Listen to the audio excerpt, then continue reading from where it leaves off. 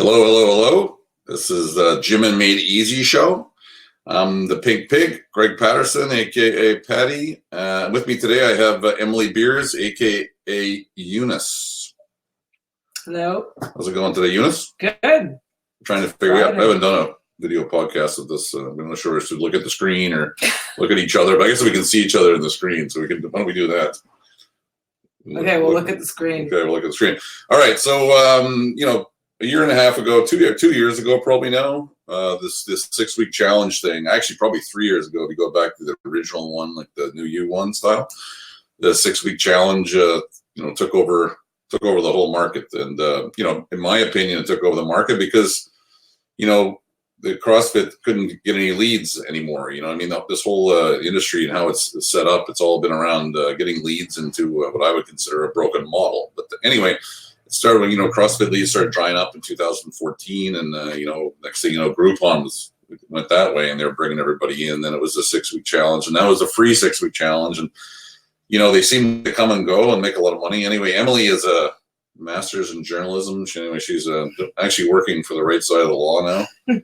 CrossFit fired her a while ago. So Eunice, it was a good ride. I call her Eunice. Emily was one of my proteges back in the day. 10 years ago, I think you started with us, right? Exactly, 10 years ago this September. 10 years ago, I found her on a rower with black, dirty baby teeth. Anyway, Emily, so you decided you're going to go out there and interview coaches and gym owners and our business development team, our coach development team, and figure out what the hell was going on with these 6-week challenges. And what did you find? Yeah, so for the most part, I found that they just don't work for a few reasons. Should I just get into the reasons why? Yeah. So you start off by calling for people. One, so as Mike Manning put it, it attracts a lot of weirdos, losers, and flakes. And obviously a big reason for that is just you have people see this clickbait, it looks free, they click on it. It's not necessarily the people that are looking to get fit. Like Jason Carroll mentioned to me, it was like somebody want to get fit for my wedding and they never had any intention of becoming a long-term client. And I think as a gym owner or a coach, that's what you want is people who are committing for life and not for 6 weeks. And so you're marketing it as a 6-week challenge. You're attracting people who come in for 6 weeks to the point that, like Jason mentioned, that he had people flat out tell him at the top, I'm only going to be here for 6 weeks. That's it. They never had any intention of joining, or they would even say, and then I'll probably just go find a 6-week challenge elsewhere, another free 6-week challenge. So you're just simply not recruiting the people that are going to help your business in the long term. And as a coach, that's so disheartening if you have somebody like, why are you going to pour your heart and soul into these people when they're telling you up front they're going to leave? And then I think the idea was they'll have such a good experience that you'll end up being able to convert them afterwards. But that the reality of that just wasn't happening. And so both Mike and Jason, the two off the top of my head that I can think of, mentioned that the first challenge, you'd only have 25% of people actually signing up for classes. And then the more you did them, the worse it got. So at the end of the year, the retention of let's say you brought in 100 clients, you typically were left with 10% of that. So you had maybe 10 or 15 clients max left from that 100. So you're doing a lot of work on the wrong people, all for nothing at the end of the year. And then you just start out again. But now you've dried up your market, because you've already been marketing these for the last year, that you're never able to get an influx like you were that first time. And I think that's what tricks people into thinking it's a good idea, is because that first challenge, they do tend to bring people in. So I think Jason said he brought in. Why do people, that's a good question. 40 why do they do it? Why do they do it at all in the first place? What was the reasoning behind hiring these companies? Or, you know what I mean? It was we'll get you 40 clients. Desperation. Manning had just opened a new gym, he said, and it was more expensive, and he was already doing personal training, but he thought if this could just be another way to generate revenue, why not open another avenue? But then you're just burning yourself out working so hard at marketing these things for very little in return. But I mean, and it's like you said, I think a lot of people I've spoken to, it's like they weren't bringing people in. So it's like your last ditch effort is if you can bring in a big chunk of revenue, which it sometimes does at the start, and then but then it's not sustainable, and then you're left with nothing in the end. So yeah, if you wanted to you're desperate for cash, do it once. Maybe it wouldn't be the worst thing in the world for a little bit of cash, but then to keep going with it as Well, a it becomes your long-term business. plan. That becomes your business. Like Yeah. you can't separate. You got to figure out what your business is. And I mean, we've had, I don't know, we probably lost 20 gyms when that came out. One guy was getting a big referral fee. He started convincing all the others, and so I've talked to a lot of them since, and I probably looked at about 50 of these. We get in 3 to 4 a week right now. It's crazy. 3 to 4 people a week inquiring, filling out the application to become a member. And we're like, we really got to figure out if we can take them or not. Because if they're totally broken and they're burnt out, then it's not really much point. Just listen, paying us to get going and all this stuff. You got to build you got to be able to commit to do the work and follow the processes and be able to bring in coaches. And then a lot of them can't do it, but some of them can. Well, yeah, that's the other thing, because the reputation, and the people I was talking to, the reputation got damaged because, well, especially if you run the one where you're offering money back if they lose weight or whatever. The free one, and then you collect the deposit. Yeah, then you had people asking for money back, but then people would get angry even if they didn't reach their weight loss goals. So they felt tricked because you have this clickbait, it's free, and then you show up and it's not free. You have to pay $400 or $600 that you only get your money back if you lose. Yeah. So then the next challenge, word has got out on the street, and they're like, I'm not going to that gym who tricks us. And then meanwhile, like Jason was saying that he started to give away, people would get angry, so because he didn't want to damage his reputation more, he didn't want any bad blood, he started giving away refunds, and then his wife got all mad, so now he has a marriage problem on top of a business problem. Right. Yeah, the thing's insidious. I remember Hunter Thornton's crew, the coaches were all crying and bawling not to do it anymore. We videoed them, and we were like, Hunter didn't really want to show the world what was going on at the time because the things were taking off, but we did a video. One woman shows a video of her kids recycling the sales script. Hello, this is whatever. I hear you're interested in the free 6 weeks. Her kids are like 5 and 8 years old in the back seat, like absolutely parroting their mother. Well, the whole concept of offering it free, like nothing valuable is free. So the whole thing is just flawed that you would even consider that that's a good idea. But yeah, so I've looked at 50 of these, and they all kind of look the same. Why don't you just talk about the economics of the first challenge comes in, it seems good on its face. 40 people come in, and they charge 400 or 500 or 600. Yeah, so what we found was typically you might run 4 or 5 in a year if that's your business plan. And so you spend, if you break it into like 10-week blocks, you spend 4 weeks marketing it, 6 weeks hosting the challenge, another 4 weeks marketing a new one, 6 weeks hosting. So like I said, that first one does tend to bring people in, depending on how big of your city. I've heard like 40, 50 people come in sometimes. And so it seems like a good idea. But then the next one, it's cut in like at least down by like 20, 30, 40%. You maybe bring in 30 the next one. So of the 20 the next one, 10 the next one, and then the last one, maybe you're lucky if you get 4 or 5. And that's exactly what a couple of people mentioned to me is the last one they ran in the year, they got like 6 people. And so then you're fucked because you're not even able to bring people in. Scraper. Yeah. And so when we calculated these economics here of what it looks like to bring in 40 people in the first one, and then 30, and then 20, and then 10, and 4, which is pretty typical. And then considering that you're losing people at a churn rate of where your end game at the end of the year is only 10%. And if you're charging around $175 a month for your general membership after the challenge and $400 for the challenge, and that doesn't include if you're giving away any refunds after. So we're assuming, let's say you're not doing the refund thing, then you may at the end of the year bring in, our calculations were around $52,275, and that's looking at 40, 30, 20, 10, 4, plus the people who are how many people? So if we say the classes. 40 people, what you found, how many people stick around after the challenge? Around 15 may sign. If you have 40, you got 15 that are going to classes, and they're going to stick around for a bit, and churn as the year goes by. Right. And then the next challenge of those 30, you got about 12 who are going to stick around for a little bit. And then of the third challenge where you got 20, you got 10 who are going to stick around for a few months. And then of the 10, you got maybe 4 who will stick around for a few months. So factoring all that in, when we did the math, you have about 52,275. Right. But at the end of it, after 104 people have come in. And after a year, you got what, 10 left? And at the end of the year, you have 10 max, 15 people left, paying $175 a month. That's all you have to show for it.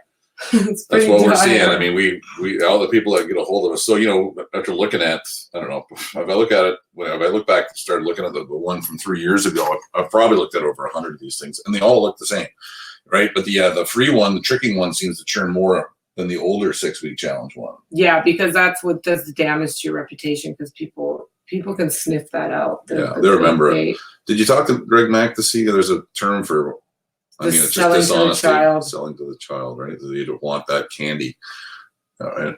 What did Greg have to say about it? I haven't spoken to Greg, but not this time around. Yeah, I mean, we warned everybody 2 years ago, and there was some serious big mouths that were really from our inside our organization, really telling people about it. And they got $2,000 for every gym owner you bring in. You know what I mean? If you're a remote control quarterback owner, you don't know how to coach, and you're not training coaches. It seems like your only option at some point. Well, if you're not bringing people in, what else do you do? I understand why people are doing it, for sure. So you got this. We didn't talk about why are they churning so much, other than they're getting lied to and then tricked. What are the other real reasons why the churn is happening? Of course, this is also coming from my own experiences as a coach, but it's not the whole idea of bringing people in a group just isn't the best client development process. Like, even I know for me, when I've done, like, we always do personal training as our fundamentals, but every now and again, I've done a 2-on-1 or a 3-on-1. You got 3 friends who want to save money. You always have the same thing. One maybe sticks around and the other 2 leave. One often doesn't even make it through fundamentals.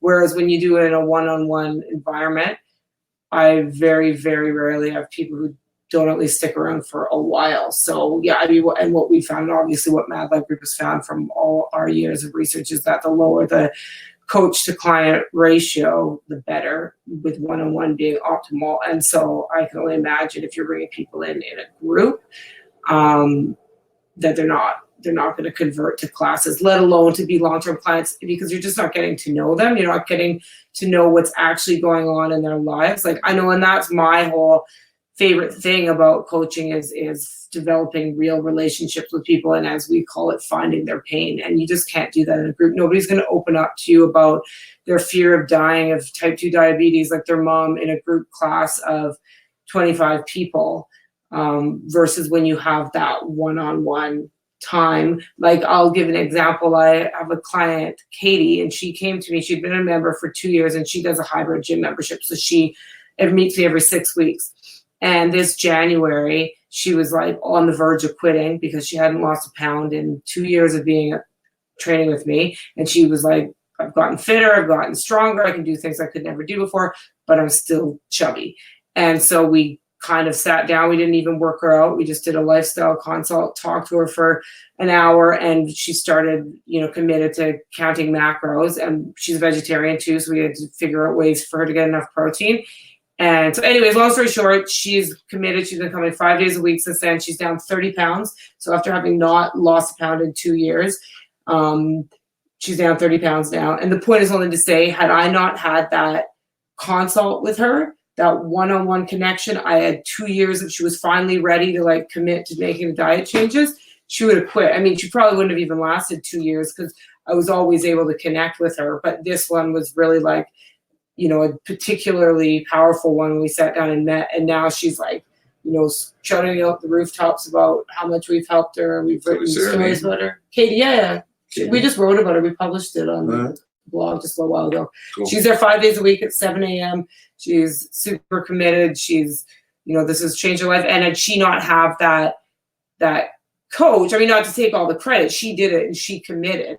But if Katie would have come in a group in a 6-week challenge and wouldn't have had that, let's sit down and dig into your diet and your macros, and you being a vegetarian particularly, and then follow up. I was sending her recipes. I'm not a vegetarian. I was trying some vegetarian recipes and sending them to her and stuff. But having that connection and that sharing with each other, you just don't get that in the group environment, and you never will, whether you're doing a 6-week challenge or not. So that's that's for groups in general. On-ramps churn. We've been telling them, people want to fight and argue and get upset and attack us and everything. holy fuck, all the data is sitting right there. And it's just common sense too. You know, I mean, the group's going to churn. All right. What else did we find? You had some interesting stories you were telling about, Mike, and we talked about the clickbait. We've talked about the economics. We talked about the kind of attracts the wrong person with the wrong message from the start. What about the coaches? I mean, I know from talking to a few of the guys that basically signed up for the challenge and then quit really quickly. I know at least 15 that I've talked to, and they, they've got the bank account, a separate bank account. Like one of them had a really good way of billing people. You know, open up your bank account. It wasn't through a credit card, and they would pull out of your bank account. That's how dirty this thing got. So some of the guys they wanted to figure out how the funnel worked, and they opened up a separate bank account with a separate bank that they just canceled. You know what I mean? They just canceled them. That's how they had to do it. Otherwise, they're going to get charged $16,000. So I talked to a few of them about what their coaches were like and what the thing felt like. But what did you find in your interviews? Well, I mean, definitely, it's not fun for the coaches to be not compensated for it, but it's just not. You're not getting any job satisfaction out of bringing in these flaky people. But what one particular story was, Manning started to, first he did the challenge where he started everybody all at once, but then eventually he started to just run it kind of ongoing. And so he ended up just throwing them right into classes because he knew they weren't like high quality clients. So how much time are you going to invest? So now the coaches were getting mad because they had like a steaming pile of shit thrown on their plate, who didn't know how to move in the classes. So then he added a second coach to coach the class. So now the gym's just paying more money to coach these like crazy classes where the coaches are getting burnt out. So that was the main thing, is coaches were getting burnt out. But then not only that, the current clients would get antagonized because they were like, who are all these new people in class? They suck. I went through fundamentals. I went through one-on-one, and he had to dumb down the programming. Like everything turned to shit. Like it was a complete nightmare. He had burnt out coaches, antagonized current members, new clients who were like not the right clients, and then in the end, it's costing the business more money to run these group classes, and no relationships develop. So. It's just so as a long-term business plan, it's only going to hurt your business, your clients, your coaches, your current clients, as well as not actually helping the clients. Well, the coaches have got to deal with tricking people all day too. I mentioned that can't be a lot of fun, right? Yeah, no, I mean, I didn't talk too much about that, but there was definitely some whatchamacallit, damaged reputation, and even coach clients or owners, who didn't offer the free trial had people asking for refunds, and they never even promised it. Like what some people started to do was, instead of offering the free refund, they would offer, if you reach a weight loss goal, for it to go to credit to your membership in the future. And so that was a way so the gym wouldn't have to be forking out money, and then you're essentially just giving the person 2 months of free membership after. But even those clients didn't hear that, and they thought they were getting a refund. So then you're like explaining to them, no, I never promised that. But that's what they had seen, like on the ads. Marketing company's not on the hook for any of this. Marketing company doesn't give a shit what happens after they get their. So there was a lot of antagonized clients and people asking for refunds where they weren't deserved.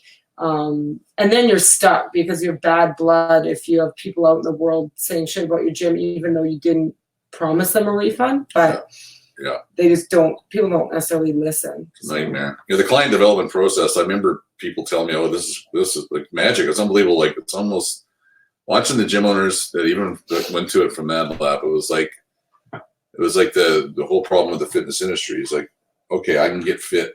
Like the infomercials late at night, 8-minute abs, and then someone comes up, oh no, I got 6-minute abs, and then that's a whole joke. 4-minute abs. You only have to do 4 minutes, and like people sign up for that shit. Well, the gym owners were like, "That's too good to be true," and I can get 40 new people. And I remember seeing one of their early videos where the guy was sitting there going, "He gave me 50 clients," and it was like crying and everything. And he's like, "We all know there's a hole with the problem. There's the bucket, and there's a hole in the bucket, and there's a problem." You know what I mean? He's just describing his future failure, and it was in a marketing ad that they were using. You know what I mean? Like, we all know there's a hole in the bucket. There's a problem here, but we got to fill that bucket. Right? Not fix the hole. Yeah, they gotta fill the bucket. It was so insane. And for you guys listening, if you don't know what the fucking hole in the bucket is, you have a client development process that is designed to churn. Not by intention, by accident. Because it's the easiest way you can think of to bring in 40 people, so the marketing company makes all the money, right? It's going to churn. The client development process is fucking broken, and there is no coach development process. There's no long-term coach development involved in this at all. It's just like, can you get them signed up and bang into the business? So what's going to happen? What's going to happen is it's going to fail. It's going to churn, and the last thing you're looking at was I see in your article is no long-term business plan. Yeah, well, I mean, that just basically sums up all the above points. You have burnt out coaches, you're not generating enough revenue, you have clients who are churning, you're damaging reputation. Like, it's just not how, in no way is it going to lead to What's your plan? A sustainable business that where you're focusing on one-on-one relationships with clients and continuing to provide a high-end service and make a difference in people's lives. And that's what's going to, A, get clients to stick around, B, get coaches job satisfaction and the ability to make a living, and then the business, the ability to turn a profit. So Right. I don't really see any other way that it can be done other than having that. Like, it's not, fitness isn't easy. People need coaching. There's no 7-minute abs. Like, It works. If it did, we wouldn't have a huge and it's epidemic on our hard, and hands, it's something that you do for life. And it's, I mean, sure, some people could probably be motivated to do it on their own, but like, most people need help, and at least there's enough people out there that need help, and like hands-on, one-on-one help, that you can make a career out of it. And you're not going to do that from coaching weirdos, losers, and flakes in a group class. Right. Right. Well, I'm sure we'll get criticized for this again. There'll be a bunch of people coming out of the woodwork, but you should come up to Vancouver and see how an ethical, sustainable, profitable gym works, where the clients stick around. I think our churn rate's less than 10% year after year. Emily's been a coach with us for 10 years, and she's one of the new ones. Where do you fit in seniority rank? Fourth. Fourth. So there's 3. I've been there for 10 as of September. And there's 3 coaches that have been there for what must be like T-Bear 14 years now. T-Bear, yes, he's entering his 14, 15. 13, and 12 or something like that. Yeah, so I don't. Andy's been there at least 2 more years than me, maybe 3, and Andy's only 3rd. So T-Bear and if you opened 2005, yeah, T-Bear is 15. 14. T-Bear, I'm starting my 15. It's 15 years. So 14, 13, 12. When I started, it's 15 years ago I started, and so T-Bear's entering his 15th season. He came 1 year after when I started. And then below me, there's an 8-year and a 6 year. So I'd say our coach retention is pretty good. 6, 8, 10, 12, 13, 14 years. Yeah. 6-week challenges. You think you're still here? I would not still be here if we were running 6-week challenges. Yeah. Anyway, love you. Thanks for digging into that. Yeah, thing. it's been fun, and I think there's still more to uncover out there for sure. Yeah. All right. Thank you very much. Love you. Well, it's an episode of the Jim and Made Easy show. Your 6-week challenge. If you've done one, you're struggling with it, we have a 6-week challenge rehab. Emily's going to do. Emily's interviewing our business development team right now to get another article on what we're doing with people that have done this stuff and found themselves in trouble. I mean, I'm sure there's some people that have done it and didn't get. There's lots that have done it, didn't get themselves in really bad trouble because they modified the client development process, so they modified the coach development process. And I think there is room for that. And it was a marketing thing that brought people in. The bait and switch thing, I think, is always going to be a problem. But we'd love to hear about what you found and what's going on out there. All right. Thank you very much. And happy Friday. Happy Friday. That's it. We're off.